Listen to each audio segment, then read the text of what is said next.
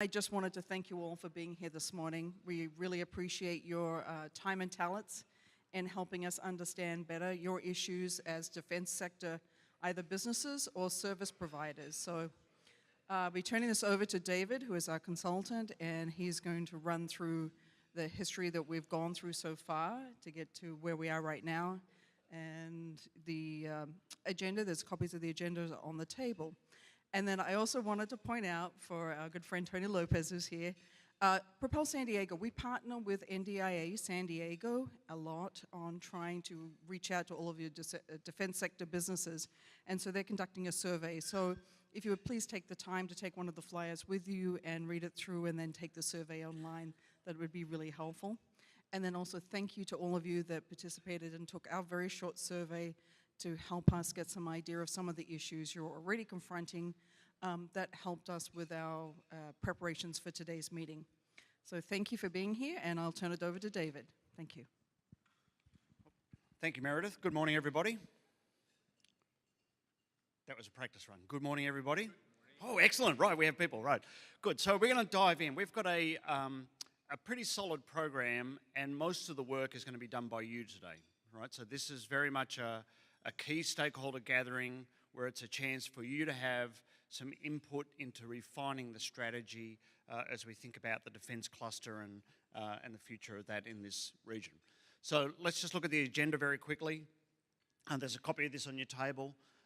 My point in showing this is that the key parts where we're going to get you to go to work, we'll do a little bit of introduction here, just set a little bit of context. But we have a really excellent expert panel for a discussion today, which is going to scope across cybersecurity workforce and defence disaster planning, business preparedness. So that'll be a panel that'll run up the front here. So that'll be both a chance to listen to some experts, have a dialogue, and be able to ask some questions. And then the bulk of the rest of the day is going to be small group format, where we want to be able to give you a chance to dig into some of these topics and help us really think about what are the key questions we need to be wrestling with as we shape strategy. But it's going to run pretty close to this time. We're going to try and actually, if anything, give you more time in the group discussions. Just a little bit of background. So I know some people have been part of this process right from the get-go and are very familiar with it. Other people are stepping in more recently. So just a little bit of background. So this Propel San Diego and these screenshots I'm showing you, they're straight off SD Mac's website. So that's really the go-to place if you want to find out about the reports that have been done, the resources that are available. That's under Propel San Diego on the SD Mac website. And you can see at the bottom there's a series of logos here. This is the key partnership group, which I want to talk about. But Propel San Diego is an initiative that's come out of the Department of Defence OEA funding. That's now in its third year here. And it's really all about building resilience and preparedness in the defence ecosystem. And the 6 key partners, the city, and then the various economic development organisations and the workforce partnership. And what I want to do is just a very quick overview of that sort of work that's occurred in the last couple of years, and then of course we get to today's work. There is what we're calling a regional leadership group, the RLG, and again this is from the SDMAC website. You can find out a little about each of those partner organisations on that website. You can just sort of scroll through their short summaries and you'll hear from those groups this morning. In terms of key stakeholder input, and this is, I just want to walk through the sort of big building blocks that we've done in terms of stakeholder input, in terms of strategy development, and then where today ties in. Okay, so the first phase of the OEA funding started in mid-2016, but there was obviously organisational pieces to take care of. And the regional leadership group formed in December. In February 2017, we held a think tank, which was to look at different sort of big forces that are shaping the economy in the defence sector here, and we're going to talk just a touch about that.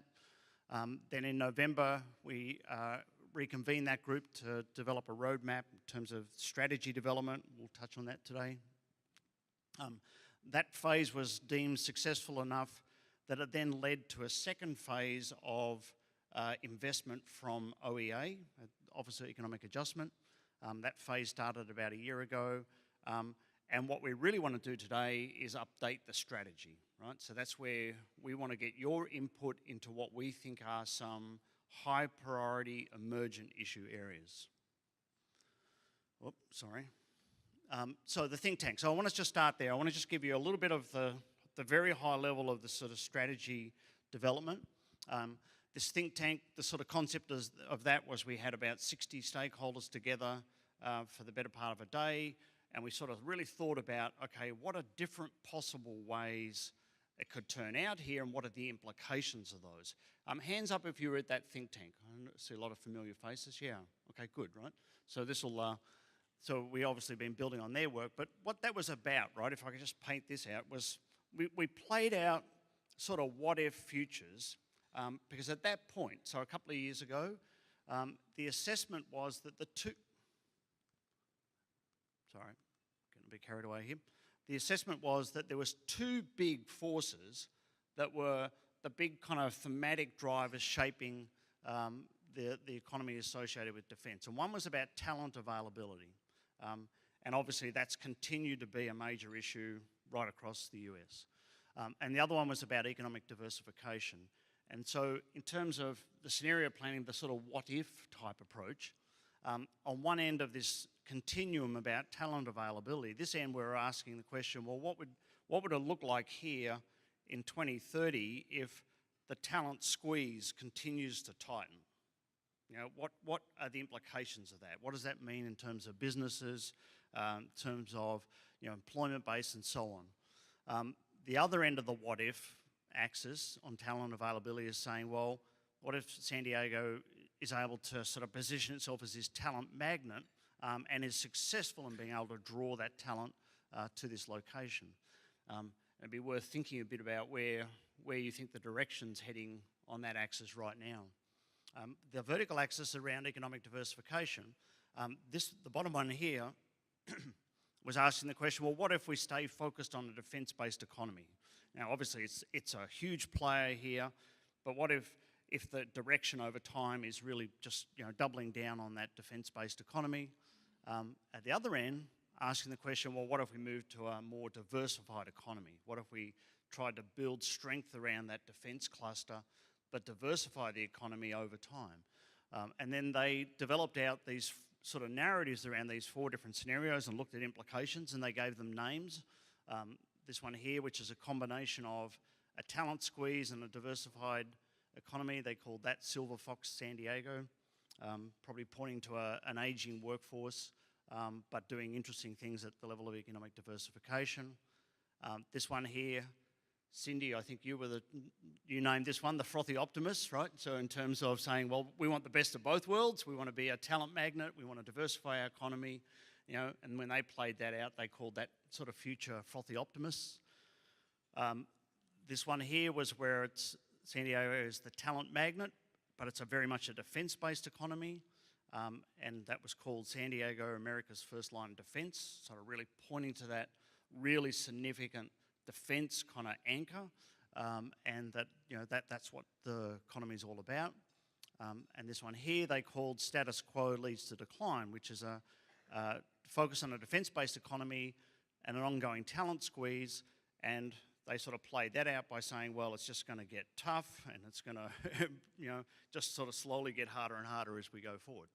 So, and now that was the framework, and we asked people two questions, right? And so if you think of these axes as continuums, what we did was we laid this 10 by 10 grid over it, right? So we have now 100 different possible versions of the future, right? So it gets a little bit more subtle. And we asked people to think about what would be the expected future and what would be the preferred future. So the expected future is where would we end up if nothing changes, if we keep doing what we're doing? Like if we don't make any substantial shift in the way we think, the way we operate, where we're going to end up. That's this one here, the green one. So you can see the concentration was sort of around here, but it's sort of spread a fair bit. this was the answer to the question of what's our preferred future in terms of saying, what do you think is the future that will best position this region or this regional economy and this community for the future, right? So they landed right in the middle of the frothy optimists. So that was the sort of start, the first building block, and then we spent some time sort of starting to think about, well, what's the strategy that would support that? You know, how do you make that pivot from maybe heading something more like this to targeting this, where we're building on our talent magnet and we're diversifying our economy? How do we do that? So that was the sort of strategy development. And then the second big part of that, and I'm not going to go through the whole strategy, just the high level stuff, right? Just so you know what the building blocks are.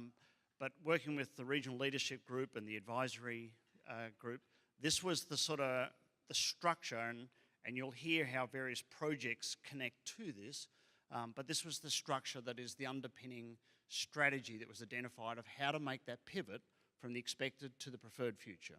If we want to hit frothy optimists, what do we need to do? So starting with, well, you can start anywhere, but starting here, company diversification and competitiveness, and you'll hear some examples of projects that are supporting that, but that whole idea of helping companies start to think about, you know, how do we become more competitive and how do we diversify our own operations or start to look at other markets. Leveraging the research and development, recognition of the depth of R&D capacity, leveraging that. Human capital, straight on the nail of workforce. How do you build that smart, capable workforce for the future? Creating an enabling environment, and we'll hear some examples from South County in terms of some of the work they did in helping with that. And then outreach, which is really, SDMAC has done a lot of that in terms of that kind of outreach to be able to talk to people about strategy. So that's the building blocks, right? So we now want to just give you a bit of a brief review of what some of the sub-recipients have been working on. So that's the sub-recipients are these groups down the bottom here, who have all been enacting certain parts of that strategy, right? So just give you an update on where they're at. So Brooke's going to start, right? So, and we're going to ask you just to come to the front, grab this mic, because we are capturing this on video. So, and each of the sub-recipients is going to give just a bit of a quick overview of their various projects. So please. Thank you. Good morning, everyone. I'm Brooke with South County EDC, and I work on the Propel San Diego effort under the leadership of our president and CEO, Cindy Gomper-Graves. South County EDC has been focusing since the beginning of the grant on maritime and the unmanned systems industries. A couple years ago, we held a maritime panel, and we found that a lot of the leaders in this industry have a challenge with the rapid gate process, which has now been switched over to DBIDs. And what that is it's a process that the Navy uses to grant or deny access to the base for contractors who are coming to work on the base. The issue with that was that there was no standard appeals process. So if an employee was denied, it resulted in lost work time for the contractors and money loss, because they'd still have to pay those employees for going through this process, even though they weren't doing the work. So what we did last year is we brought together a group of maritime professionals. For those who are here, our Maritime Task Force, can you raise your hand? Members of the Maritime Task Force? Thank you. We appreciate all you guys have done to help us with this. But we put together a DBIDS forum. We brought in personnel from Navy Region Southwest, and they gave an overview of DBIDS.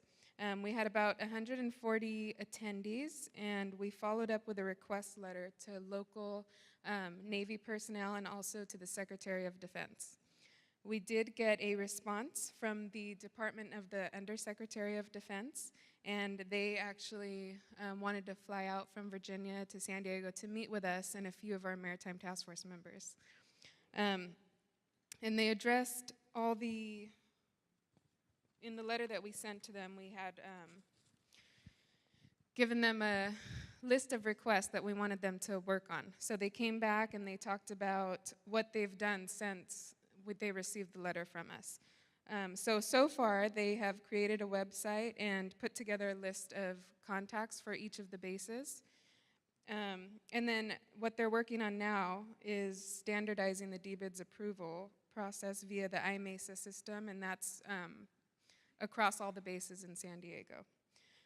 They are also working on giving access to peers via open turnstiles, which before, if a contractor would go onto base, they'd have to walk really far to get to the pier that they're working on. So that's going to eliminate some of the time that it takes for contractors to get there. Also getting rid of the DBIDS identification cards and using people's general IDs so contractors can come in just with their ID instead of having to go through the whole process of getting a DBIDS card. And then also, they're going to be working on, which is kind of exciting, doing an automated access via facial recognition. So that's something that they're researching right now. And all of this was done based on the letter that South County EDC and the Maritime Task Force sent to the Undersecretary of Defense. So that was a big win for the maritime companies, and I know everybody got out of that meeting with the Navy just really kind of looking forward to being able to work with them better and see some improvements being made. Another thing that we're working on is unmanned systems, and so last year we took over management of SDIDC, and I know a few of you are here today, and that's the San Diego Industrial Drone Consortium. So there's about 20 companies in that group, and they're all working together and collaborating to respond to bigger RFPs so that we can get more of the unmanned systems work in this region. And so they're working together on that, and we're also creating awareness in San Diego for the unmanned systems. One of the big things that we've seen in this group is that GSA actually reached out to us to build, as they began to craft an RFP for unmanned systems. So that was a pretty big deal. And I think that's about it for... Thank you, Brooke. And as Brooke was going through, you can hear about how the work she's talking about hits the enabling environment, the industry diversification, and so on. So it's an example of how one of the pieces of Propel is driving the strategy, right? So we want to hear from some of the others. So who wants to go next on the to share your pieces? Rachel?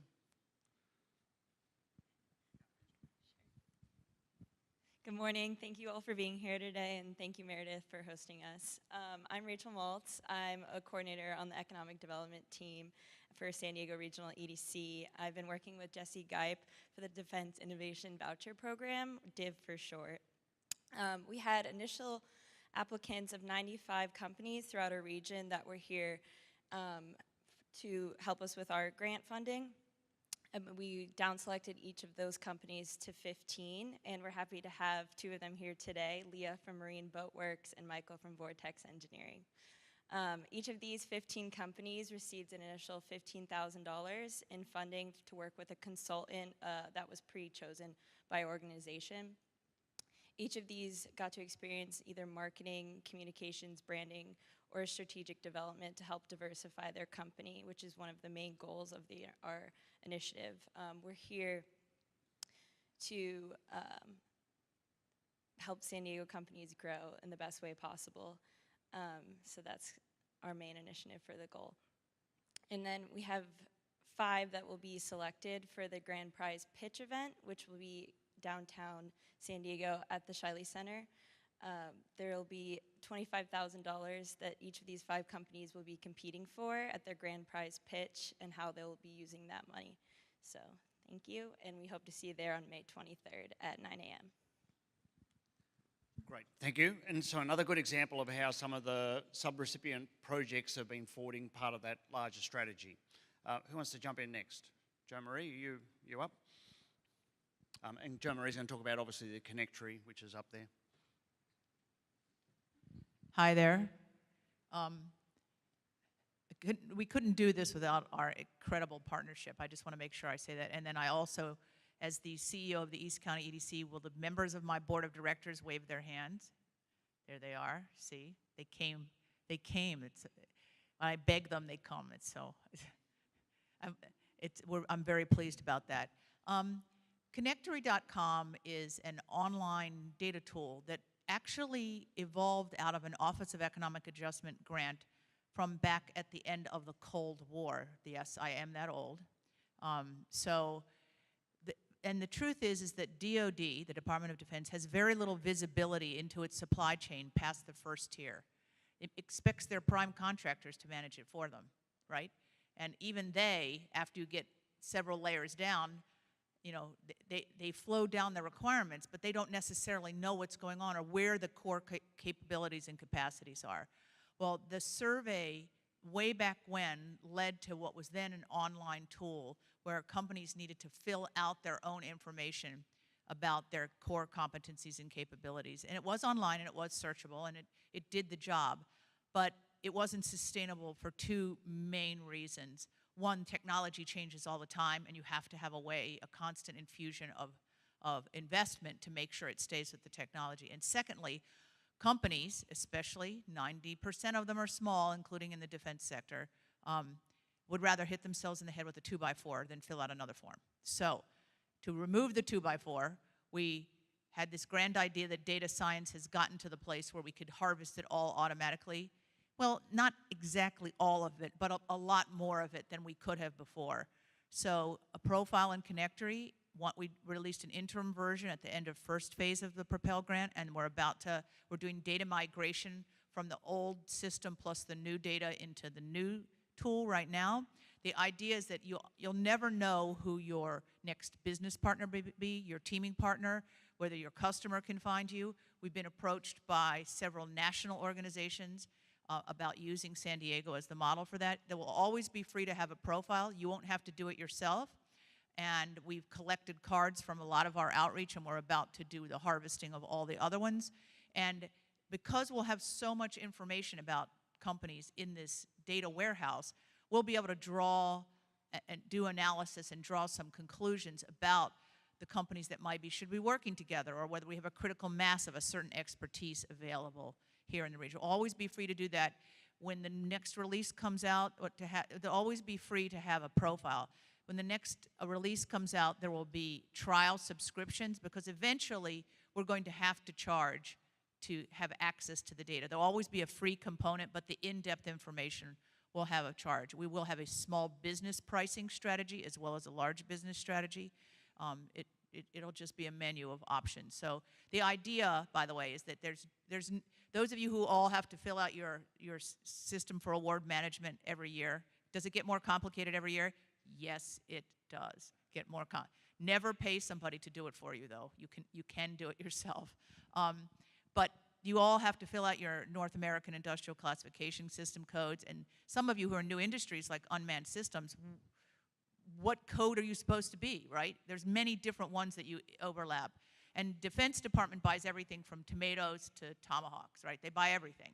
And they buy boots. And the NAICS code for boots, if you're buying boots for somebody going hunting, it's the same code as if you're making boots for our military personnel. So the idea is that we'll connect markets and the customer base to the content and capabilities information. I can't wait for this release to be done. Data science is harder than I ever imagined, but it's getting there. So we're very happy about it. We couldn't have done it without the investment. So, well, defense companies, but manufacturers and technology firms at the top. Don't look at the cast. Manufacturing and technology firms at the top of the supply chain and their entire supply chain. It's mostly easy to tell you what it's not. It's not where you're going to go to the movies. It's not where to get a really great taco.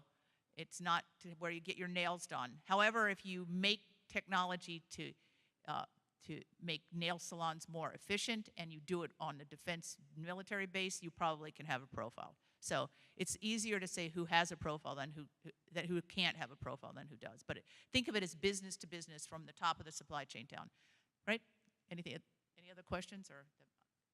I'll just hand over the mic. How about that? That's fantastic, right? Thank you, right? So, and again, just to sort of back it up, this is a really good example of investment that's being made to help drive part of these strategies. Obviously, this is going to really help connect supply chains, build competitiveness, allow diversification, some of the R&D sort of components as well. Of course, up here too, as well as human capital, and I want to just ask Sarah very briefly to talk about some of the work on workforce. Sarah's also going to be on the panel in a minute, so I think you're going to keep your comments now short, right? So. Hey, good morning. So as the human capital leads on this project, the San Diego Workforce Partnership, our job was to investigate the workforce needs of the defense industry. And this was done in the first phase of the project by the regional EDC in a very broad way. And for the second phase, we decided to zone in on specifically the professional, scientific, and technical services industry. And we administered a survey of about 150 companies. Thank you to anybody in here who participated in that. The main companies that responded were in engineering, in computing services, architectural services, consulting. Those types of firms are what we're talking about in this space.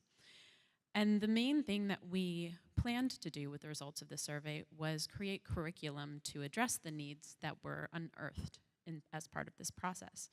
The really interesting thing that came of the survey was lots of employers wanted new certification that didn't exist to cover their needs, but not many were able to articulate what that should be. And in many cases, employers mentioned, yes, there's no certification to cover this thing I need in something that actually there is certification for already. So our next step now is to take some time to, number one, see if the issue is connection. So we're working on creating an online tool to aggregate all of the training and certifications that already exist in San Diego to help employers to find them if that's the issue. And on the other hand, if the issue is they know that these certifications exist but they don't cover what's needed, to help figure out how to not upgrade but update those certifications to match what employers need. So more on some of that later. Thank you, Sarah. Great, thank you. And then we want to ask Nate, who's with SDMAC, which has really been driving the outreach, but also pulls a lot of this strategy together. So if you could give us the update, please. Good morning, everybody. Nathan Loveland with San Diego Military Advisory Council. San Diego Military Advisory Council is a nonprofit organization that educates a lot of the community on what the military does in San Diego. And a big part of that is the economic driver that it is to the economy here in San Diego.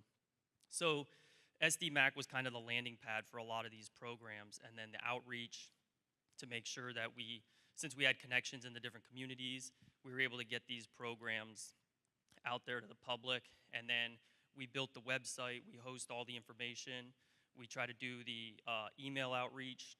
Most of you probably received the emails from us for this event here, and you'll continue to receive them in the future events unless you opt out of them. So just to consolidate all the information and have the community in San Diego to have a place to go to be able to find everything they need. All the information you hear here today will also be put onto the SDMAC website. You'll be able to access it, review it, and read through the report that Future IQ will produce at the end of this. Thank you. All right, thank you. And obviously the sub-recipients have just done the hero's work, right? You can hear the amount of work people have been doing, and obviously the impacts of that are still to come, like so as the connectory and other tools roll out. So that's the sort of background, right? We wanted to give you that background. But we're here today in April 2019, right? So 2 years after, or a bit more than 2 years after setting the original sort of direction and building the strategy. So why are we here, and why do we want to talk to you today? Well, because some things have changed, right? So we want to update the strategy is what's critical to us. So what's changed since 2017?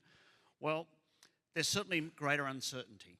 Certainly than when we did the planning, there's more edginess in terms of some of the uncertainty drivers. I remember, Cindy, you talking about when we're doing this, we have to think about the border because so much of the supply chain laps across the border. And we're now a couple of years down a path where border issues becoming a lot more intense, right? So that changes the equation a little bit and creates more uncertainty. Obviously, international trade, the posture of the US in the world, that creates different levels of uncertainty as well. So that's one thing, we're dealing with greater uncertainty. And we also are still dealing with a highly constrained workforce. And you would probably argue it is more constrained now than even a couple of years ago.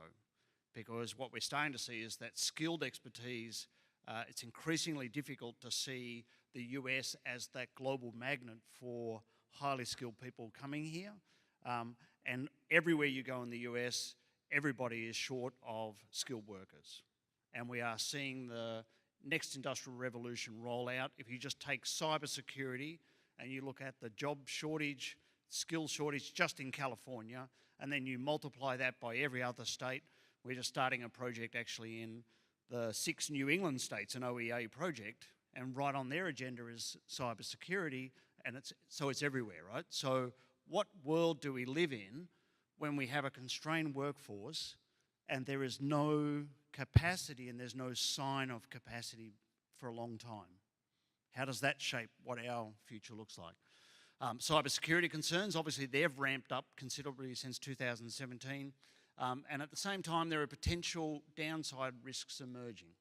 You know, macroeconomics, I mean, how many years do you have growth on growth on growth without then something turning down? So we want to do a strategy update taking into account what's changing, right? So we asked in the survey that some of you did before coming, I'm just going to show you a couple of charts. We said, how well prepared do you consider your organisation with regards to cybersecurity? Not at all prepared to very well prepared.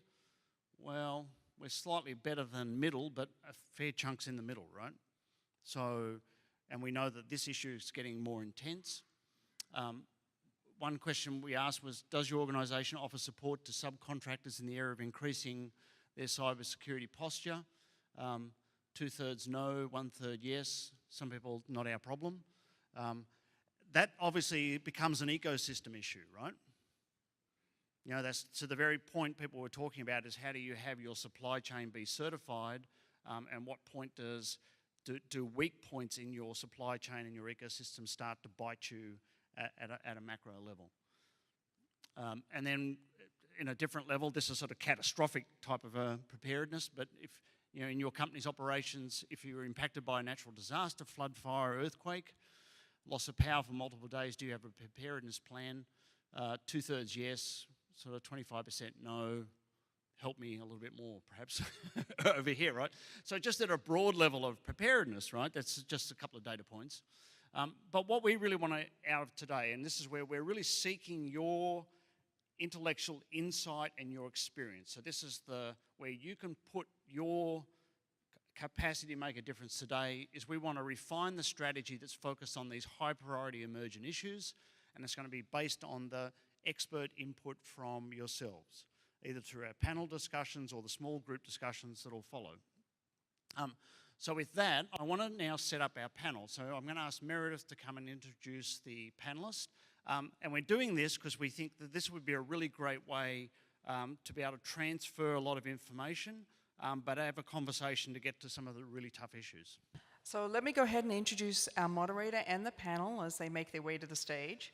So our moderator today is Admiral Ken Slatt, who's US Navy retired, and the Admiral is the co-chair and president of the San Diego chapter for the Cyber Center of Excellence. This is a nonprofit dedicated to accelerating the region's cyber economy and positioning it as a global hub of cyber innovation. He started out his vibrant career as a Naval Academy graduate. He went on to become the commander of the Space and Naval Warfare Systems Command, so SPAWAR, here in San Diego. He's formerly the commander of an ammunition ship, the USS Flint, and Admiral Slatt attended the Defense Systems Management College at Naval Postgraduate School. Kevin McNally, if you want to come up, has just recently joined Booz Allen Hamilton in April 2019 as an executive advisor with the Navy Marine Corps team based in San Diego. So Kevin retired from federal civilian service in March 2019 after more than 30 years of service to the Navy and Marine Corps. Prior to his retirement, Kevin was the department head for Navy cybersecurity and the chief engineer's office of SPAWAR. He was responsible for implementing cybersecurity technical authority throughout the Navy.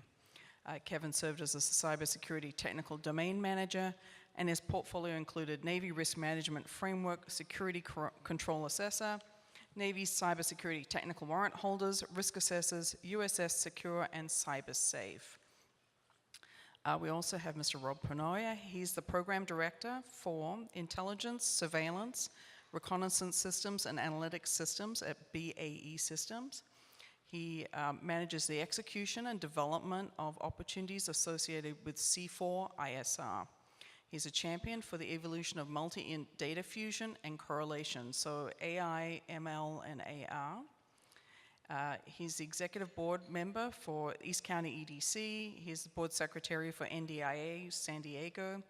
He's on the SDMAC Joint Legislative Affairs Government Committee, and he's also with the U.S. Soccer Federation, California's Cal South District, and he's a commissioner.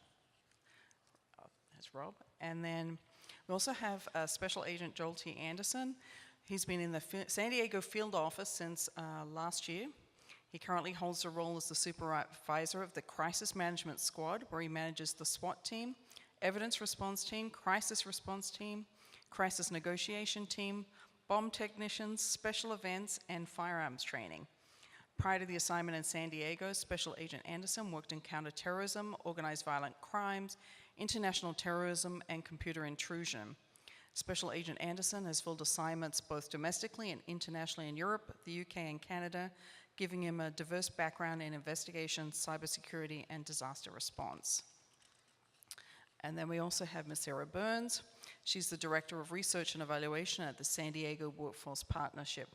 She and her team produce labor market research to identify in-demand industries, occupations, and skills in San Diego County.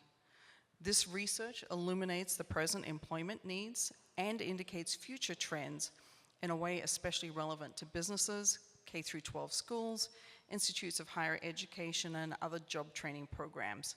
This ensures that our educational institutions are preparing the workforce demanded by our local economy. I'll now turn it over to Admiral Slatt, who's going to provide an overview from the Cyber Center of Excellence, and thank you so much for being here today.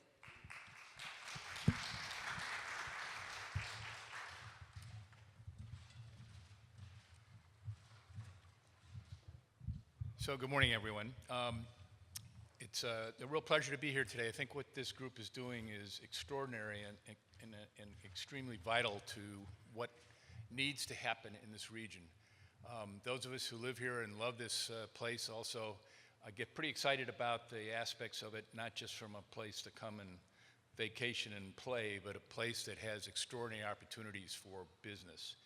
And this kind of effort to really kind of take one of the core pieces of business here in the region which has been demonstrated now for a number of years by SDMAC, is the defense business and how that plays and interplays with everything else that's going on here in the region. And what do we need to do to make this more diverse and continue to grow it in an exponential manner? I will tell you, I'm also on the Governor's Military Advisory Board, where we have an opportunity to meet with the Governor once a year and advise him on all things military here in the state of California. When Governor Brown stood this up, one of the first things he said he wanted to hear about was, how do I ensure that the defense industry in California will continue to thrive? You need to tell me what's changing and where does the state need to make changes to be able to stay ahead of that curve and to be one of the largest defense providers for not only the state and the nation, but for the world.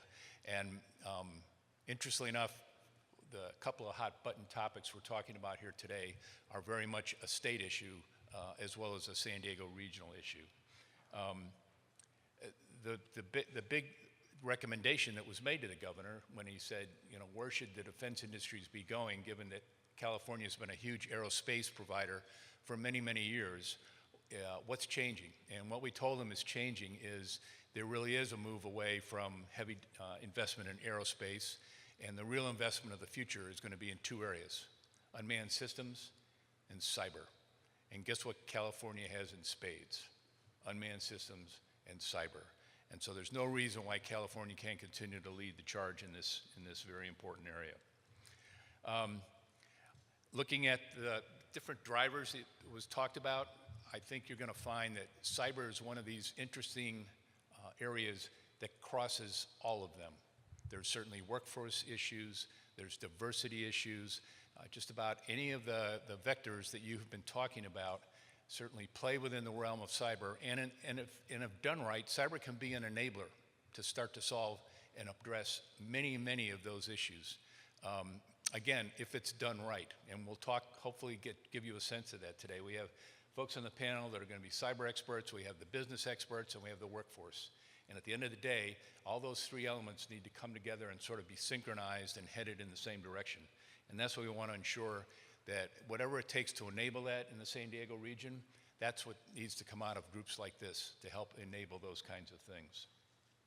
So, you already heard my background. The Cyber Center of Excellence stood up by the Economic Development Corporation. We're about 5 years old now.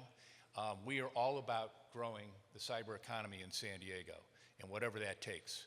Turns out the biggest impediment to that, people, workforce. When we talked to the 100+ companies, when we first started and asked them what did they need, they all said, we need more people, trained and ready to land the job and start working in cyber. Interesting enough, we actually went out and measured this to kind of understand what the real dynamics were. Turns out, when you look at all the universities and who they're graduating, the good news is they're graduating enough cyber candidates in the right fields to fill all our positions that we need in San Diego, pretty much. The problem is we lose 75% of them to places like Silicon Valley and places like Maryland outside of NSA. So right off the top, I will tell you, in this plan as you develop it, communications is a big part of it. We have so much to offer here in this region, we just don't tell our story very well. And it starts right away with the schools and the education and the people coming out of the universities and community colleges. We need as many of them as we can get. We need to keep as many of them as we can. And it seems like a no-brainer. Those of us that live in San Diego recognize, why would you not want to live in San Diego? Why would you, even with that eye-watering salary, go up to the Bay Area and pay $4,000 a month to live in a little cubicle so you can commute to work in a reasonable amount of time? Why in heaven's earth would you move to Washington, D.C. and get on a beltway in the middle of the ice storm in the middle of the winter and commute in that kind of world? I did it, and I will tell you, it put years on my life. So when you come to San Diego, there is so much to the equation. It's not just the challenges and the opportunities with the jobs. It is a lifestyle, it's a family lifestyle. It's got everything to offer. Smart city, you name it. So we got it going for us. We just got to figure out ways to make sure that this word gets out and that we energize the right pieces to make it all work. So I'm going to let each of the panelists introduce themselves now, and then we'll start through some questions, and hopefully we will definitely leave some time for questions at the end as well. So first on my left is Kevin, so go ahead. Okay, well, good morning.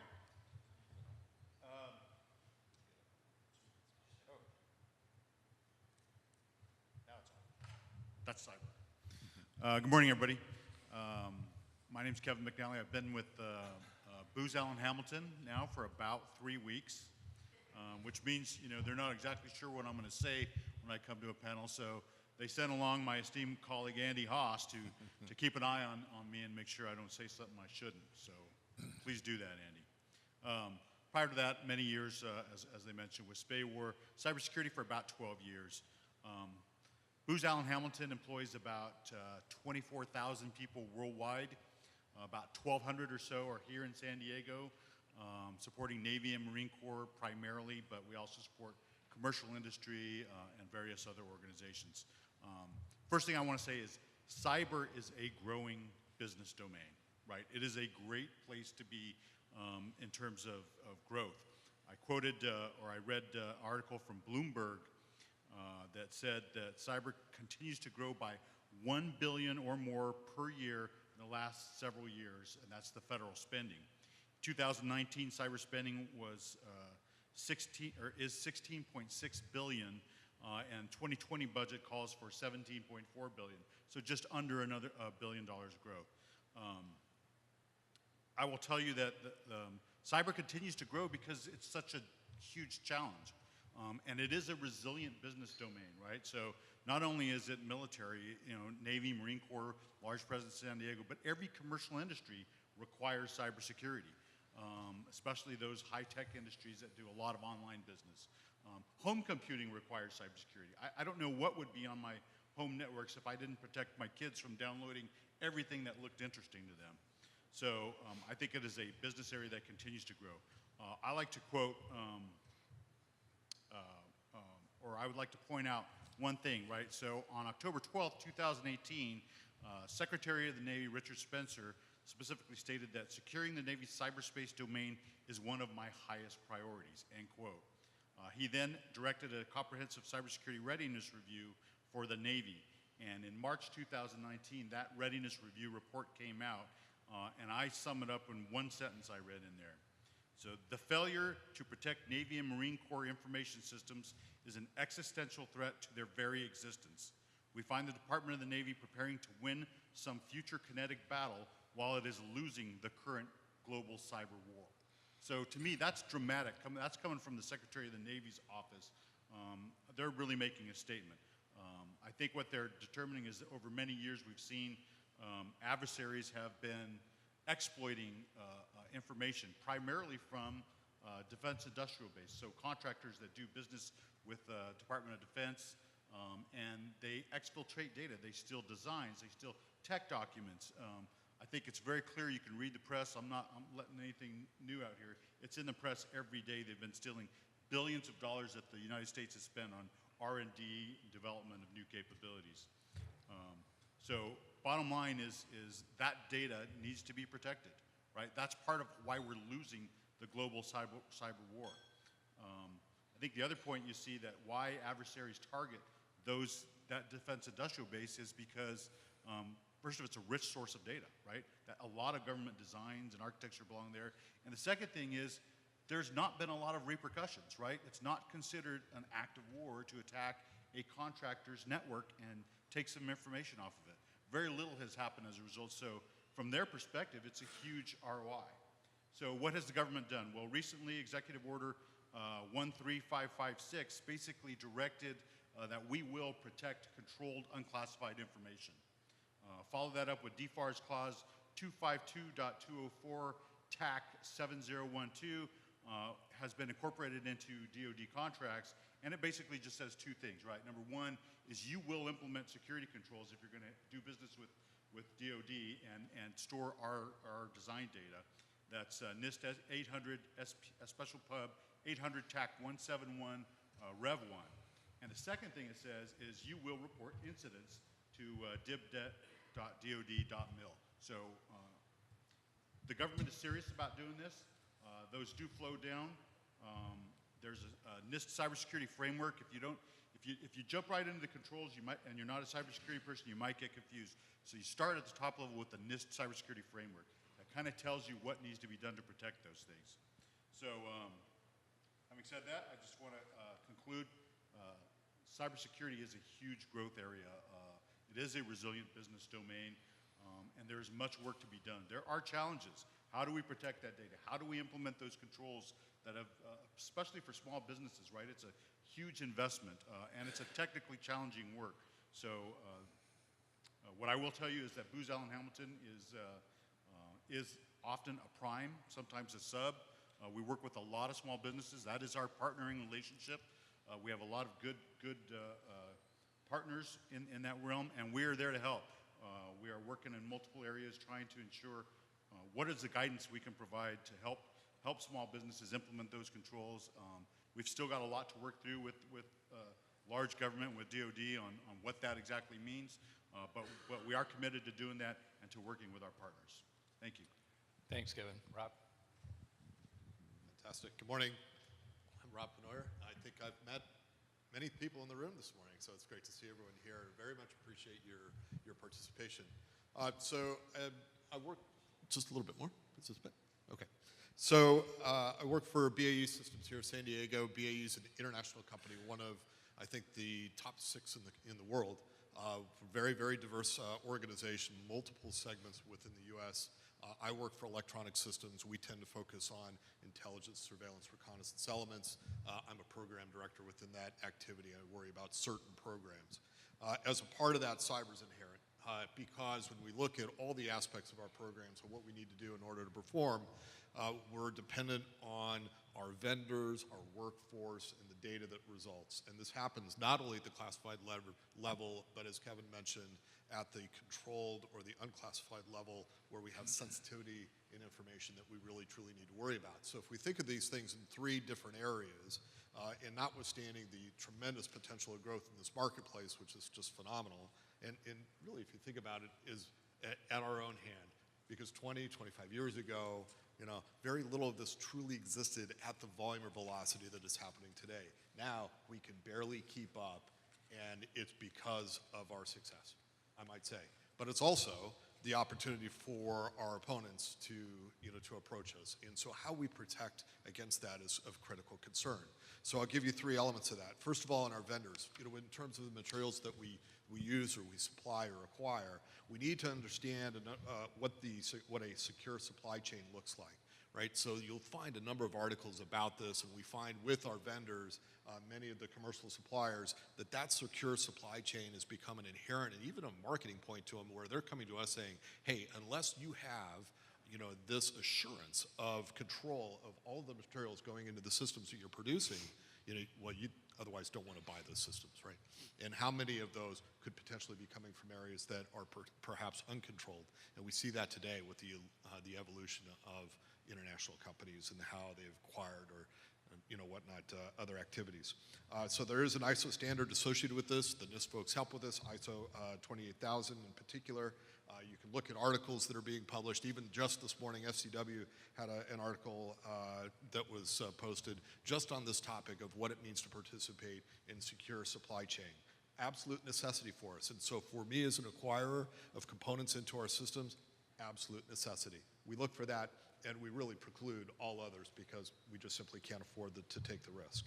Secondary is workforce, and I think Kevin did a very good job of establishing this. And if you have it, take a look at the survey. It's on the table from NDIA. That's going to help point you towards the NIST standard and the DFARS clause that he was talking about. But more importantly to me, when I think about workforce, is not only the infrastructure that surrounds them, but I'll come back to that, but the workforce themselves, right? Because the number one problem that we run into with our workforce, and where we find the greatest possibility or potential for issues to occur, is because of, dare I say, the habits of our people.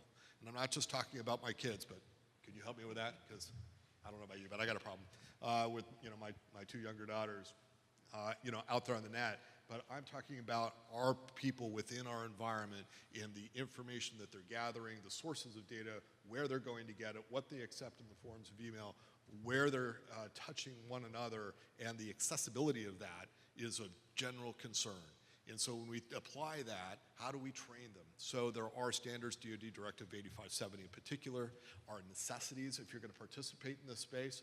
That means that people have to be certified at given levels, and depending on their authority, they may have to have increasing levels of certification. So we go from Security Plus, CISP, et cetera, OS certifications. Those are all necessities, and we have to find means in order to make those attainable by people. And I think, Ken, you were on a board meeting just last week, were you not? That I think I missed. Apologize for that one. But working with Miracosta College for establishing a curriculum or capability to help people achieve that. I think that's a very good way to go. Then the third area that I wanted to talk about was data. And I'm not talking about classified data, but unclassified information or sensitive information, FOU, et cetera, how that's all controlled is a necessity. And so when we think about our suppliers or vendors to BAE, we're going to have to apply or flow down the clauses that Kevin spoke about earlier. And that means not only am I now requiring you to be an established business with all the insurance requirements, and I'm looking at Jim Laswell over here, so as one of our small business suppliers, he knows that list from my procurement folks is lengthy, right? To become an established or approved vendor to the company. It's a necessity though. So now that list includes not only insurance, but it's going to include all of the cybersecurity requirements and the infrastructure that's associated with it. And without it, we simply can't operate. Now, can we help? Certainly. Can we bring people to the fold of the company in order to do that for them? With great difficulty, in all honesty, right? So we need to think about how we can affect that. And activities, including EDC, have been helping when we talk about the kinds of support that small businesses need in order to achieve the infrastructure necessary in order to operate well. Okay? There you go. So just for reference, we have 3 areas covered on our panel this morning. So Kevin and Rob are the cyber experts, And our next speaker is going to be Joel Anderson, and he's from the business side. So Joel, over to you. Hi, a little loud. Joel Anderson, FBI. I've been a special agent there for 12 years. Prior to that, I was in the Air Force Intel. For the past 5 years or so, I've been kind of funneled into disaster preparedness, crisis management, critical incident response.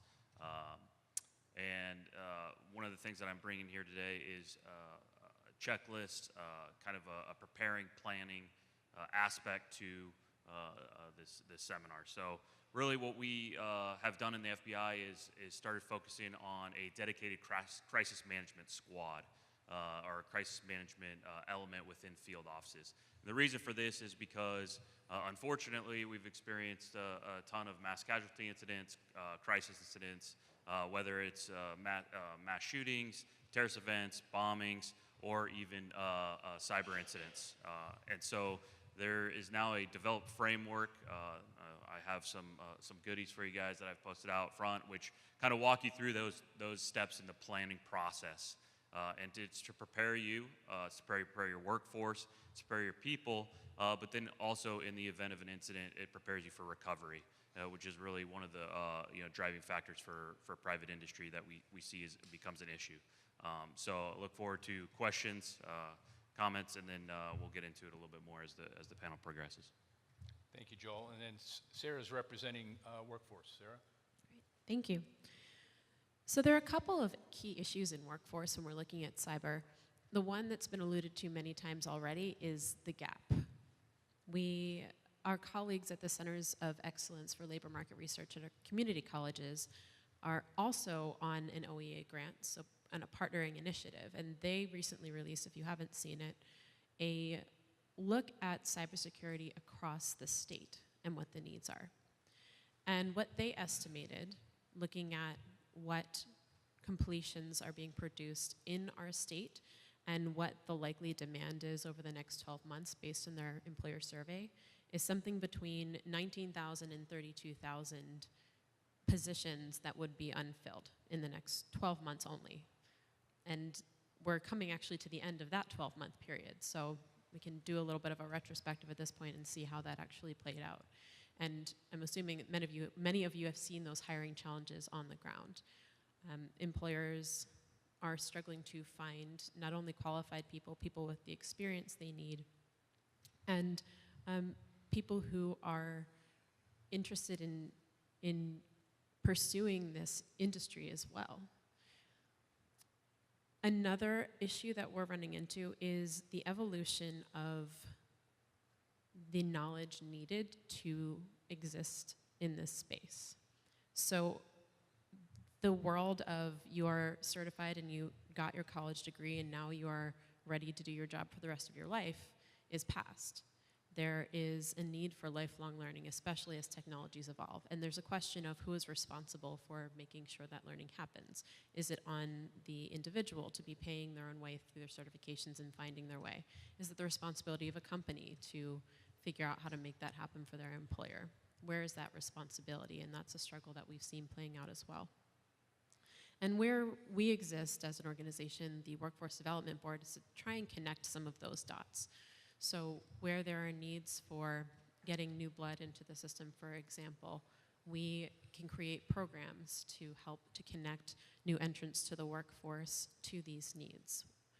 I'll talk a little bit about some of those programs specifically a little bit later, but I'll leave it for now. We can move on with the rest of the panel.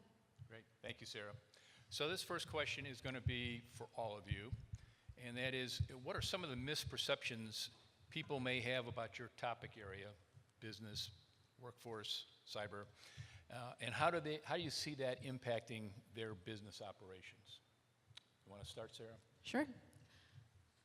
One big one that I think is a misconception is that it is the job of educational institutions to produce talent and the role of businesses to consume talent, and that those are two separate and non-overlapping roles. And I think this really leads to a lot of the struggles we're having in filling the pipeline and meeting the needs of businesses, and to a lot of frustration that people experience in that role. So educators are doing the best they can to get people into the workforce, but what is the role of a business also in producing that talent? And what is the appropriate way for them to contribute?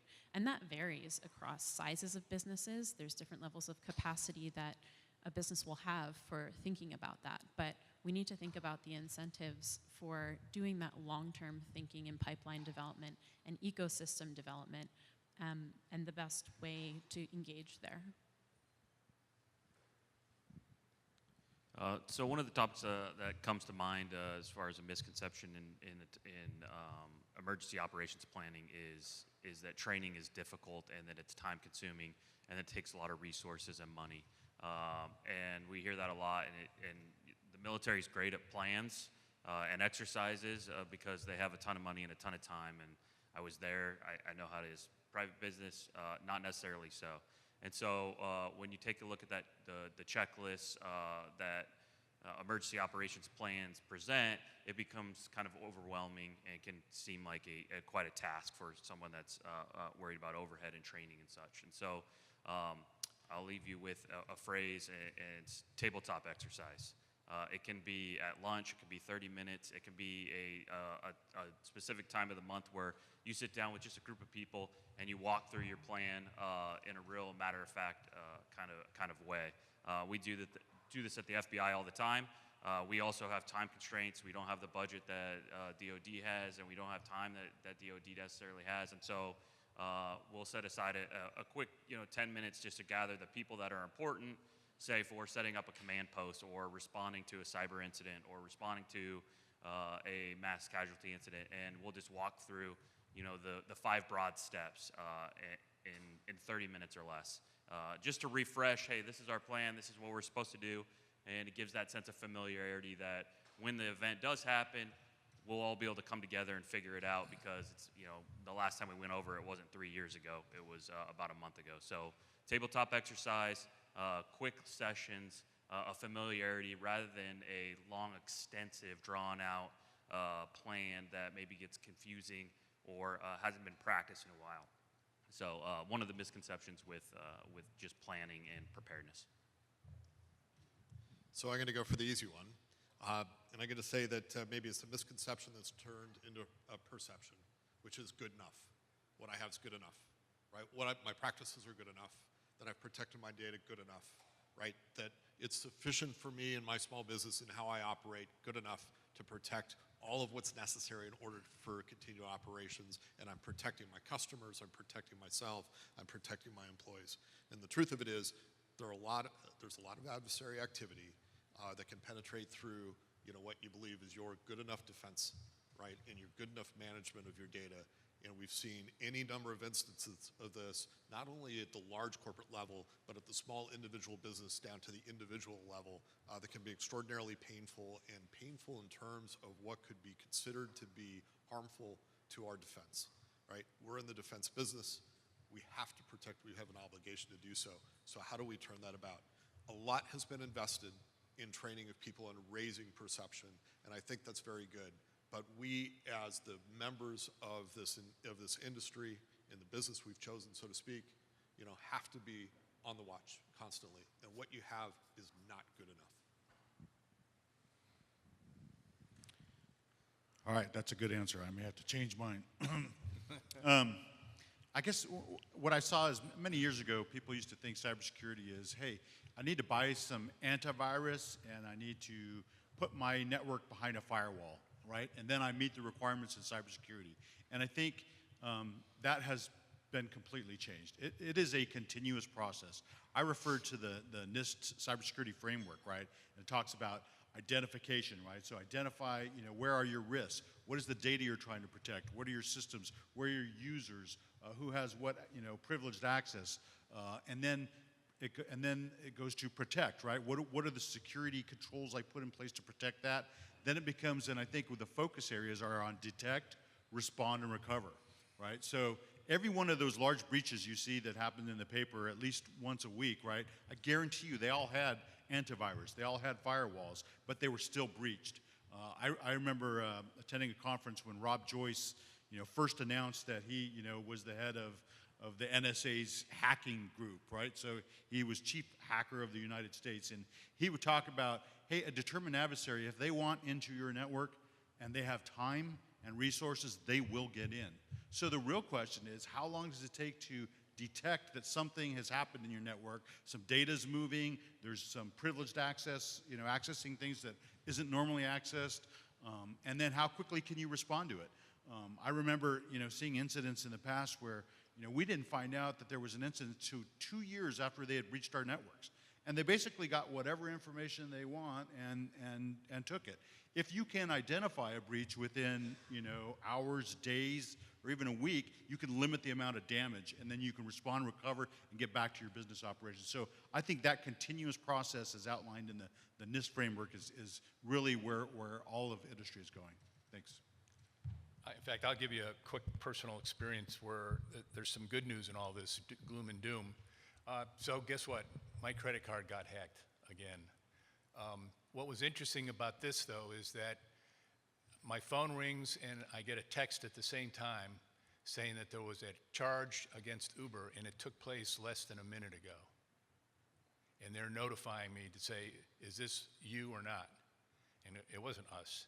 So I think what's really starting to come to bear now and bear fruit is this whole idea of artificial intelligence and the ability to look at extraordinary number of factors that surround you as an individual and really kind of understand what are you doing as an individual, and did this action that just occurred, can that be attributed to you?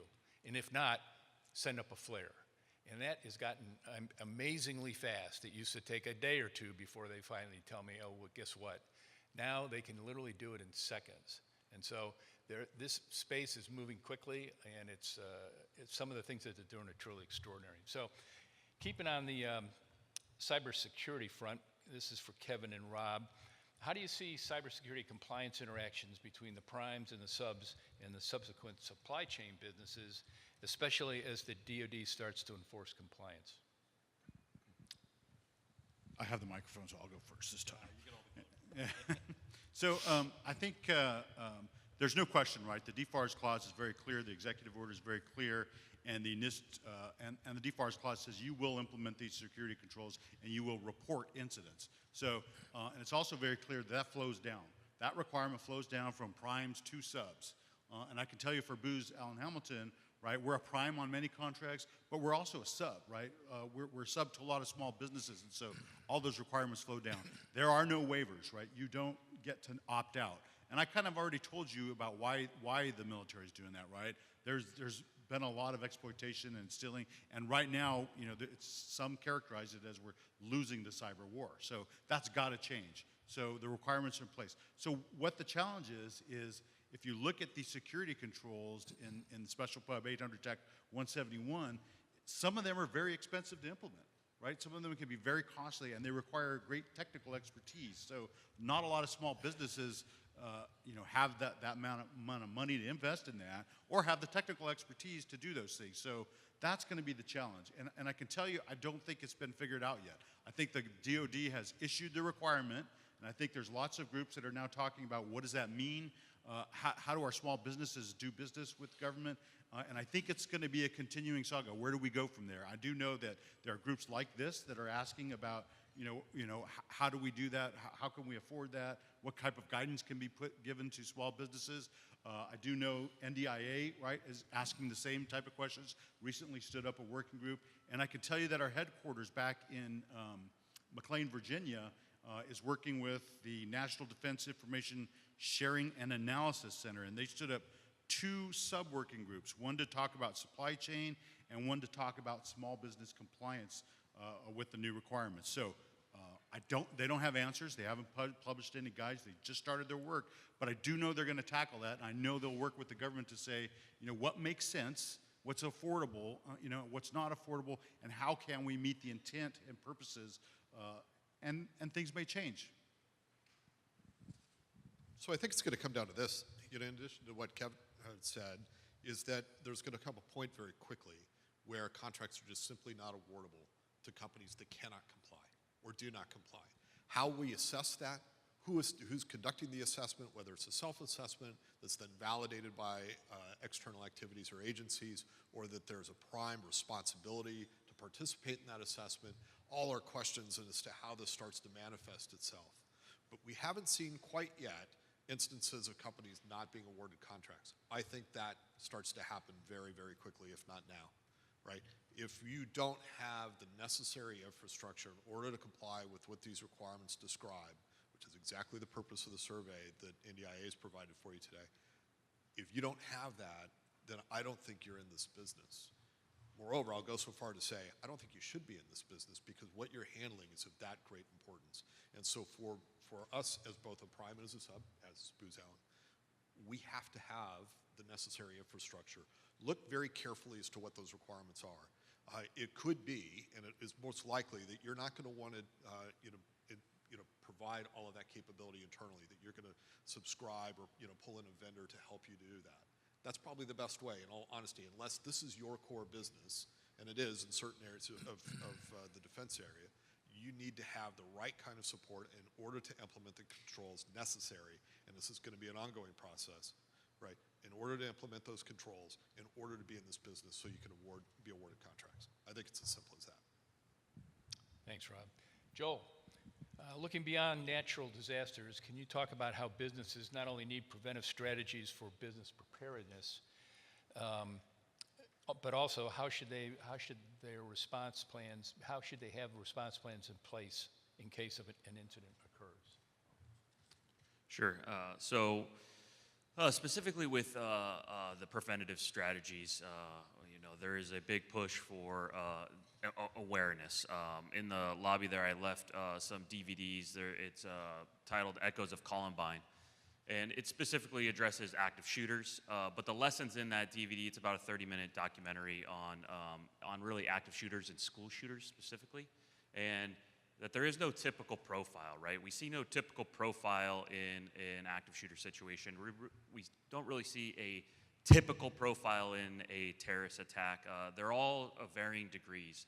But what is kind of similar across the board is that there are red flags. And so we should be pushing out to our folks and we should be pushing out to our businesses, whether it's DHS or FEMA or the FBI, what these red flags are. What are we looking for? Because many times in active shooter situations, which have a huge impact on obviously business operations or a government agency or whatever the case may be, there's red flags leading up to that situation. And so we should be aware of those as business leaders, agency leaders, but also pushing that to our people in some sort of training aspect. So awareness goes a long way in that preventative strategy, just to see something, say something, and say it to the right people. So I urge you to grab one of those DVDs. You can certainly pass it around. If you need more, you can contact me. We have several different videos, but I thought that was a good one because it's applicable to workplace situations, but it's something that people are very interested in, and that many of us have kids and that go to schools, and so awareness for our whole families to take home. And then we move over to kind of that preventative strategy and preparedness. I have a couple pamphlets out there for you. There's an active shooter emergency operations plans for retail businesses, and then a larger guide for developing emergency operations plans. They're very, very thorough. They're actually excellent. In fact, I received about 400 of them the other day, about 3 weeks ago, and I said, who am I ever going to pass these out to? And then I got a call for this, and so I said, hey, look, I don't know whose phones they were listening to, but they were listening. So the plans are excellent, and they're really broken up into kind of three stages or 4 stages, if you count awareness as one of them. But really, planning, training and execution, and then recovery. And so, we urge businesses and other government agencies who we work with through InfraGard or whoever, it's constant kind of cycle, as you talked about. It's not something that's stagnant. It's something that we revisit, and it's something that we go through the checklist all the time. So the importance of doing that and the importance of kind of following a system that's right for you and your folks is more important than the actual concrete way that you do it. So just that routine, and you get into something that you can manage on an ongoing basis, is important to keep that awareness and that readiness level. And that applies really to, it says other than natural disasters, but it really does apply to natural disasters, to terrorist events, to anything else, including cyber. We really preach the same kind of planning and checklist for a cyber breach.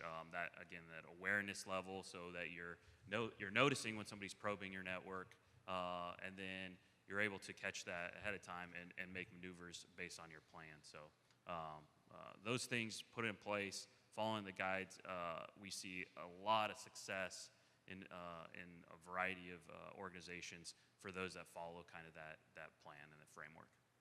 Thanks, Joel. Sarah, can you speak more specifically about the recent labor market studies and surveys pertaining to the defense businesses that have been conducted, the findings and the proposed programs that to address those findings?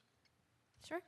The first thing I want to mention is how these surveys and these reports are actually useful to you as businesses, because they are surveying businesses and looking at secondary data as well and reporting on workforce needs.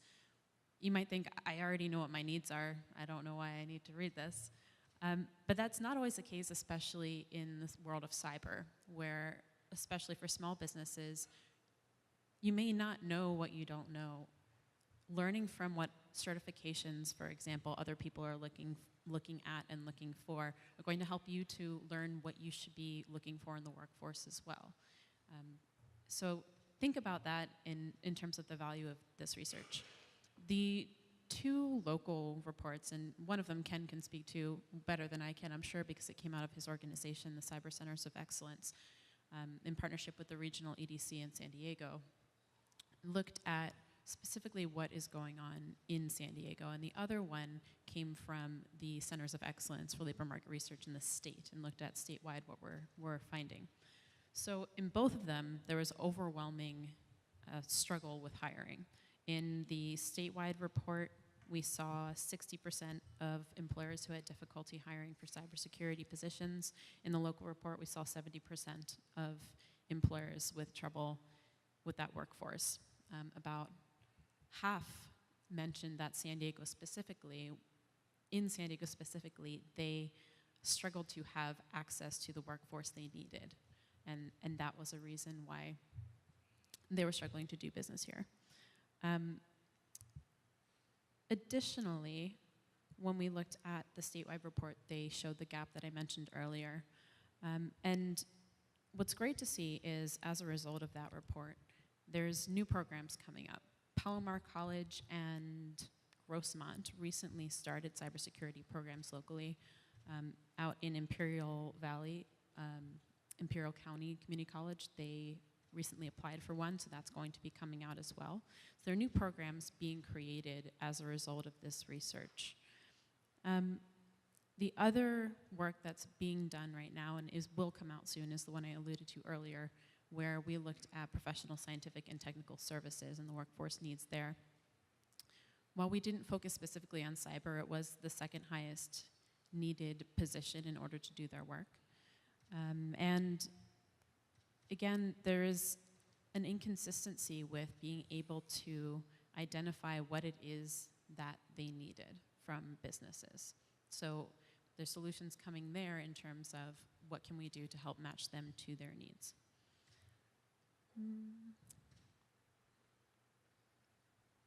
I think that's where I'll leave that. Okay, thank you, Sarah. Quick survey before I ask this next question. So everybody knows about the FICO credit score, correct? Everybody's seen it at one point in time. How many, by a show of hands, are aware that FICO has a cyber score? A little less than half, I would say. Well, good. We'll see what the panel can shed some light on all this. So this is something new that FICO's just released called the cyber score. This is a toss-up question, maybe really at our cyber experts. But can you talk about how this score will affect more than just DoD contracts or subcontracts, but maybe utilized by lenders and insurance companies as another tool in assessing business risk? Rob, Kevin? Great, thanks, Kid. So I'll tee this off and let Kevin give you the A+ answer because I know he's researched it very, very well. In truth, and I mentioned earlier that one of the things that we're looking for as we look through the supply chain is to understand how the entities that are interacting with us are performing and having a measurement, an objective measurement to look at how well they're doing, right? As a company, having the infrastructure necessary to go out and individually look at each company and so forth is going to become prohibitive. But on the other hand, it's a necessity. So how do we manage this? Becomes the instant question. So if that gets all the way down to the individual levels, what I originally thought when I read this, okay, interesting, good. I think individuals are where the problem really starts. But from a business perspective, I'm curious as to see how do we implement the standards that are required, how do we measure it, who's the activity responsible for doing that, and what's the reporting that results. Kevin mentioned earlier that the standards imply not only the infrastructure that's necessary, but the reporting of events that occur after it. And all those reports go back into the ISACs and other activities that result in action being taken throughout our national infrastructure. That's a necessity. So I'm encouraging this to happen. I think it's going to be something that's just part of our daily lives. That in order to act or to react within our marketplace, you're going to have what's going to be considered a good cyber score, just as well as you have a good credit score, right? Can you imagine not having that? Hi, so before I answer this, is there anybody here from FICO? Make sure I cover things well. So, yeah, got to give credit. So my first response is I applaud FICO and U.S. Chamber of Commerce for doing this. It's a huge step forward. It is the first to market in what I see as a huge gap area. So I can tell you that, 3 weeks ago I was on the government side, and one of the things we were working on is how do you quantify cybersecurity goodness of our networks and our systems? And there really is not good quantification.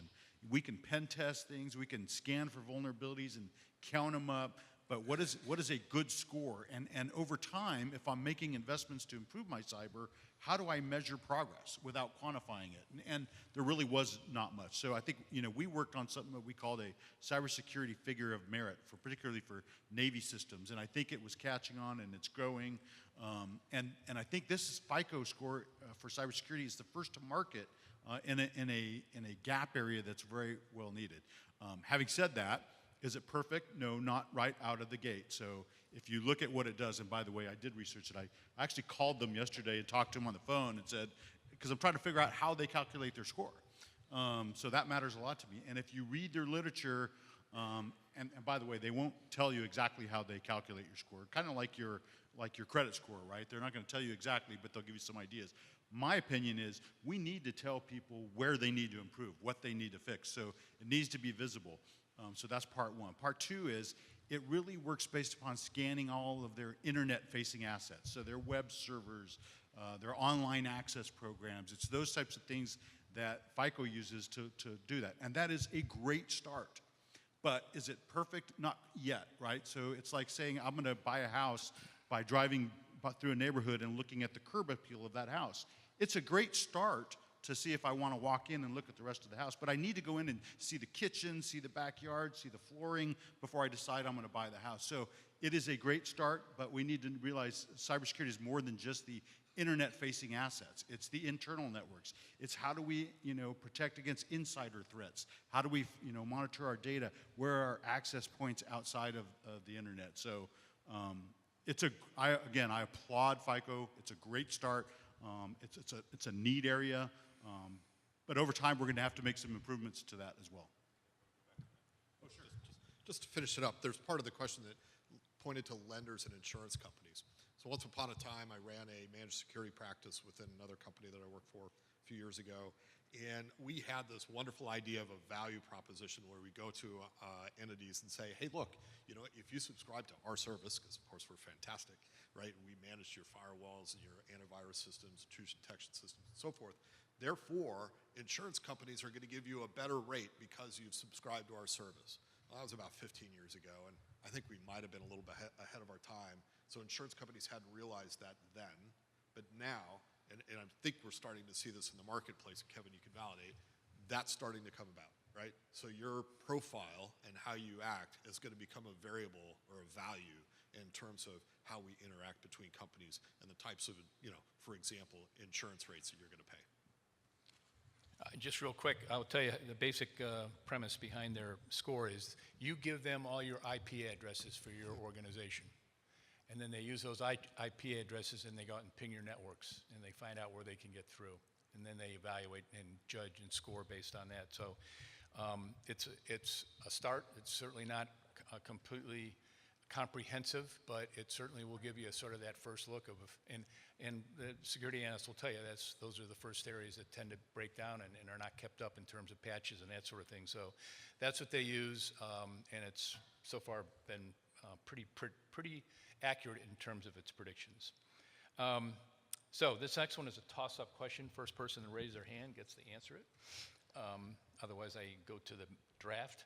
So what about changing business culture and attitudes towards business security and risk? Why is this important, and any suggestions on how to start and continue? Thoughts?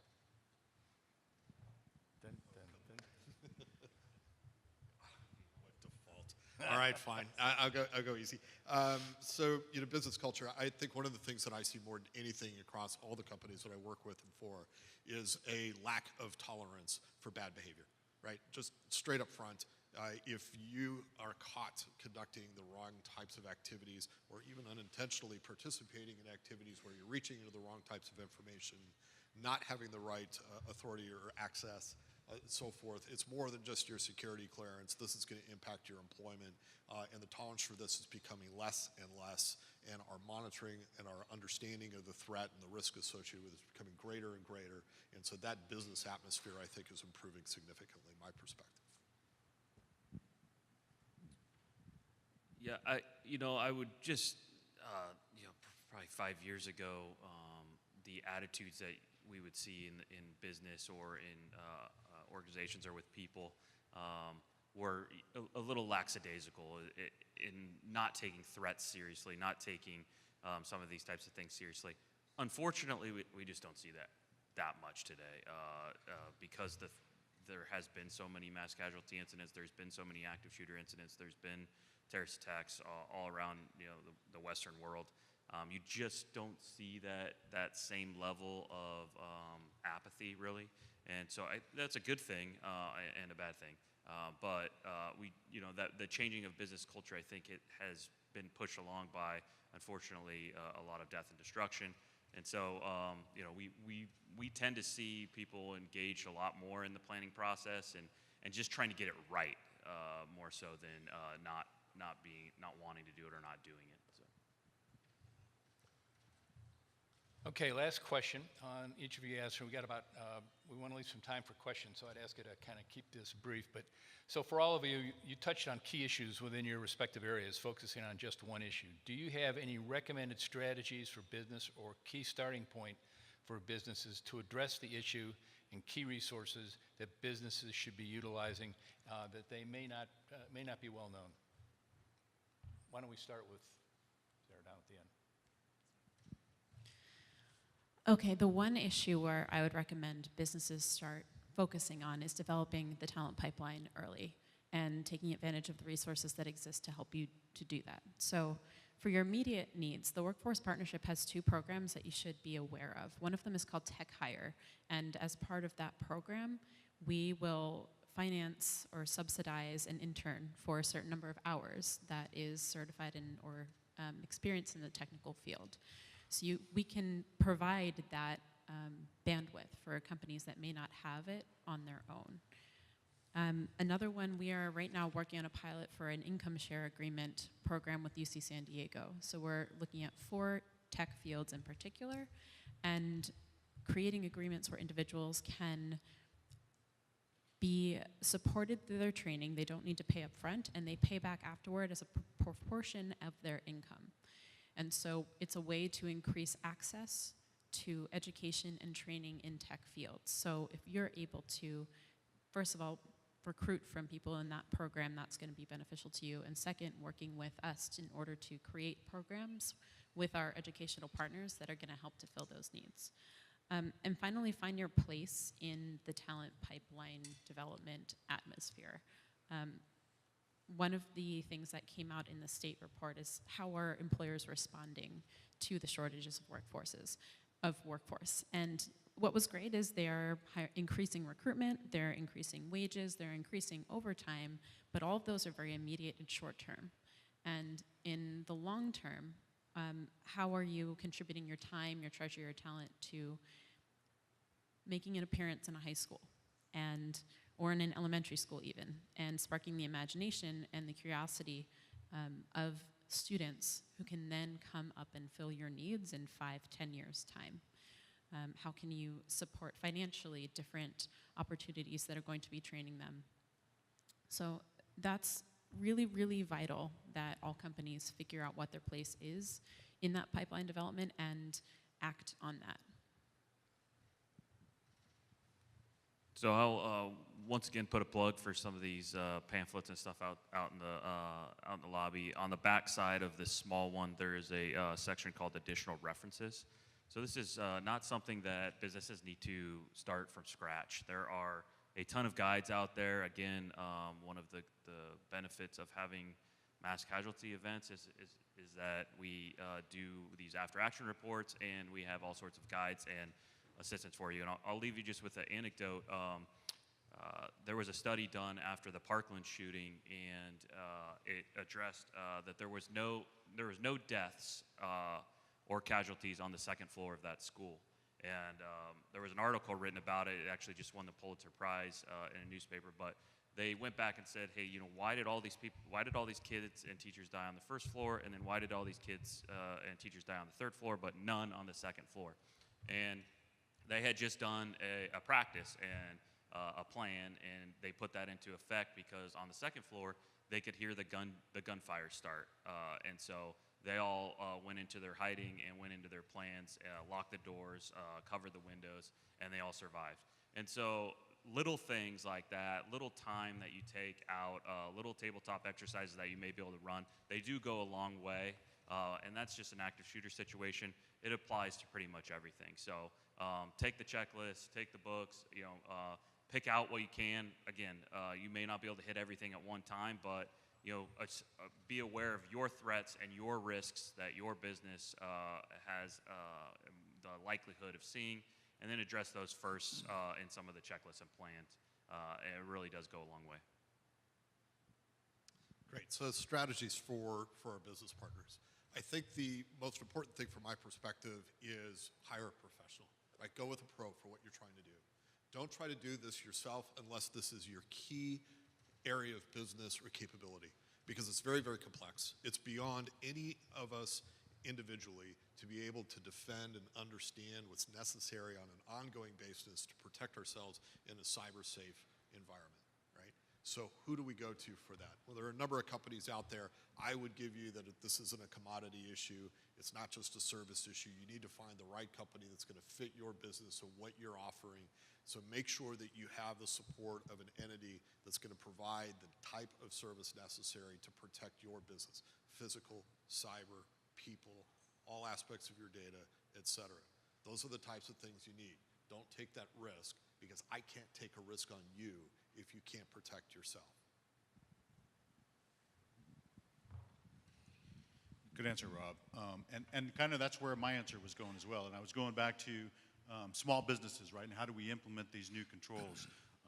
And so that brings me back to right before we started today, I was having a conversation with Becky, and she asked about, well, what can small businesses do to implement cybersecurity? And it goes, and there were two things. Number one is exactly what Rob said. Hire an ISSE or an ISSM who knows how to implement DoD security controls, right? That's number one. Someone who has experience, or a company, or however you need to do. You got to get those people in there. The second thing I would say, if I was a small business, is I would also be interested in looking at cloud services for some of my capabilities. Do I really need to stand up my own network and my own email server, which requires a lot of protections and controls, or can I get some of those from the cloud? Now, don't mistake that as I'm telling you the cloud is secure. That's not what I'm telling you. The cloud is breached every day, and that your configuration of those assets is, you know, a big part of how those are breached. But the point is, there's a lot of security controls that are implemented by the cloud service provider that you would then not have to implement. Does that take care of all the controls? No. But it is a start, and it gets you moving in the right direction. Thanks. Thank you, everybody. And I'll just offer what I'm hearing loud and clear from the panels I've been on recently is, you know, what are the steps you can take home today, and you as an individual or you as a small business, primarily this kind of category of person, and it pretty much boils down to four things, that at least if it's certainly way better than nothing, and there's certainly lots more that needs to be done. But as a minimum, you ought to do, first and foremost, the highest reason for breach is poor passwords.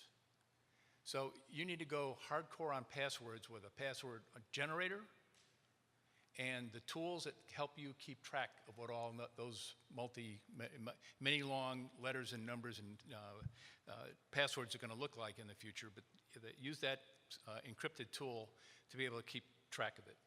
Multi-factor authentication now. That's if you don't have that on just about everything that moves your financial information over the internet, you need to get it and get it set up now. Going back to the cloud and backup, you need two backup sources. You need an on-site backup source and you need one in the cloud. And then finally, patches. You need to keep ahead of, stay on top of, work the patches. That will get you about 90% there in many cases, particularly for a small business or an individual. The bigger you get, the more sophisticated the attackers are, and these things are still not enough. So, but there's a way to start coming at it from an individual point of view and as a small business. So with that, I'm going to open up the floor to questions. We got about 5 minutes, I think. Yes, sir. Not so much a question yet, but a comment back to Rob and Kevin. You know, setting up your plan to build your security program. One of the things that a lot of folks overlook is there are extremely valuable set of resources out there that will help you for free. I mean, free, no cost. DHS has a program where they will come in and review your system, documentation, come in and actually look at the system, give you indications of weak spots,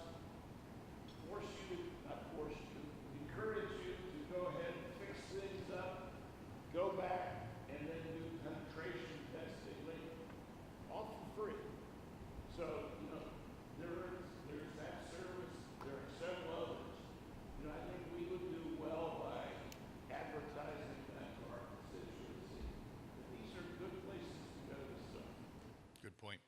Excellent comment. I could concur wholeheartedly. DHS has a lot of useful tools. US CERT is a great place to go as well. So there are resources out there for sure. Rob? Who else? Anybody else? Yes, ma'am, in the back. Yes. Do you recommend an encrypted password app? Inspired? Yeah, at the risk of, you know, I will tell you just about all of them are good. What you want first, the only criteria I would apply, make sure it's developed and maintained in this country. I mean, there's a lot of big company like Kaspersky and a few others that come up with, Kaspersky comes out of Russia. In fact, DOD's or federal government said no federal agency will use Kaspersky software because of the concerns about Russian. So make sure, check where it's from, and then make sure it's not China, Russia, all the ones that are going to take advantage of things like that. And then they're all pretty good. But you want to link it to something that's going to help you keep track of it. It's not your favorite, you know, pet's name anymore. It's things are going to look very different. Yeah, I concur, and I don't have any specific recommendations, but I will tell you that there's kind of some changing philosophy in passwords, right? It used to be, you know, it has to be X number of characters and throw in a special character and some capitals, and now they're talking about with the capability to crack codes that the longer it is, the better. So in some cases, it should be a long phrase, right? Not necessarily something you pulled out of, your favorite book, but a long phrase and throw in some characters and some capitals in that phrase, something you can remember, but very long, which makes it harder to decrypt. Yeah, one of the most popular ones out there right now is 1Password, and it does two things for you. It'll generate the password, and then it'll create that encrypted database of what all those passwords are, so you can access them every time you need to use one. I would also add something that has a time limit on your password, right? So in addition to length, time that it expires, that you need to change that password is vitally important. And 1 week's not unreasonable. Yes? So you touched on this a little bit. I think the biggest challenge for small businesses will be the ability to pay for a lot of these upgrades and protocols. So from my background, my experience was whenever there's a requirement about the resources associated with it, it's a wish. Or it's an edict that is not capable of following, right? So where are the resources that are going to be applied to these requirements that are being put out that allow small businesses to comply 100% and stay in business? I mean, I'm paying a lot of money to maintain my cybersecurity footprint. It's expensive. It's a big part of my overhead. And I have 14 people. I'm paying a lot of money for that, which I think is high. So how do we pass that on in contracts that are even stay competitive? So do you think that cost is unreasonable? I don't think the cost is unreasonable. I just need to understand how I can. Right now, I'm absorbing that cost, but I don't think that's correct and fair that a company that has a requirement to do that doesn't have the resources associated with to enable them to make money off those resources. For example, it's an additional cost that just happened, and there's not an additional payment on the end of it. So I hear you, right? But on the other hand, yeah, I hear you. But on the other hand, right? So the cost to our industry, our cost to defense, our cost to the government, is far beyond that computation, if I might, right? So the implementation of the standards that we've talked about today will start to enforce or require that level of capability, which means that you're a participant in that market space and you have the ability to perform, as opposed to those that do not, and therefore will not be a consideration for me. It's going to get to that point, right? Jim. Start talking again, but that question is the reason we started the survey that Dr. Tony Lopez completed the survey. Very important. I mean, I got the words directly. I think it's Gap McCarthy who said, the deputy contractor, Mayor said, if you're in this space, it's the cost of sitting at the poker table to do that. We personally, our team does not believe DOD fully understands the bow wave of cost that is coming their direction as indirect cost and perhaps direct cost that's going to come landing on your beach. That's why we have the survey. That's why we're asking everybody to complete it, give us some numbers so that we have solid documentation, not Laswellian arm waving, that we can take. There's a new guy working at 6.0, Richard James, I think. I don't know, he's now the point of contact for acquisition side. And we plan to bring this to them. We also have connectivity in the second half, so it's an important issue that needs to get understood and not just arm waving. So we do need to understand it, but I think really the issue is, it's the same bit as, would you drive without insurance? Right? Would you execute your business without the proper perimeter security? I don't think so, right? Are you going to put your information out in the clear? God, I hope not, right? And I don't even want to think about what my kids are doing. Well, right now we're hearing stories that the government is choosing not to award contracts just because industries either failure or choice not to implement some part of these standards or be responsive and be unproud. Yeah, I do think, it's very clear that it is going to be a requirement if you want to do business with DoD. Now, What does that mean? Well, it means that status quo and continuing to lose a lot of information is no longer acceptable. Now, how does that come about? Well, they started with, here's the executive order, here's the deforest clause, here's the special pub 800 TAC 171, go implement it. Now, some of those controls, read through them, right? Some of them are not that hard to implement, and you're probably already doing it today. Some of them are cost drivers, and I think they're going to need to get that feedback, whether it's through this forum, NDIA, the stuff that's happening back east that I talked about. It's going to be a negotiation. What are the cost drivers, and are there other mitigating techniques we can use that are less costly? I think there'll be some of that, but going back to the way it was is not going to be an option. Okay, time for one more question, and ladies first, Mark.